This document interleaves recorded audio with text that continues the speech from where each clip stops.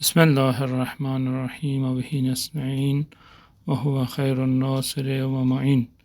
جلسه سوم از آشنایی با زبان قرآن در خدمت شما عزیزان هستیم.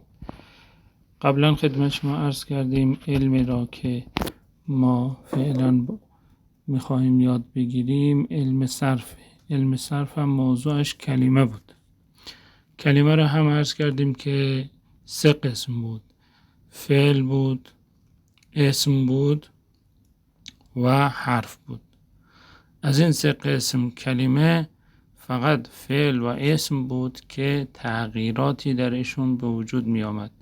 علم صرف هم از تغییرات کلمه بحث میکنه.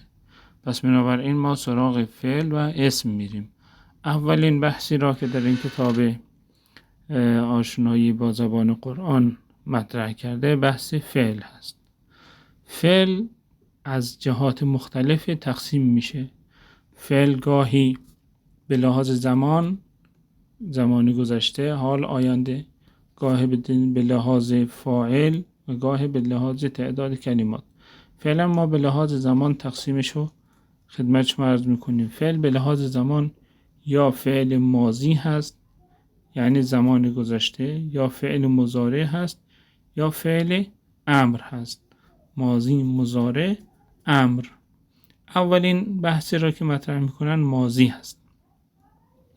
فعل ماضی چی فعل هست؟ فعل ماضی تعریفش این گونه هست: فعلی که بر انجام کار یا پدید آمدن حالتی در زمان گذشته دلالت بکند.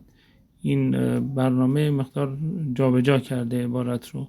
تعریف فعل ماضی فعلی هست که بر انجام کار یا پدید آمدن حالتی در زمان گذشته دلالت بکند.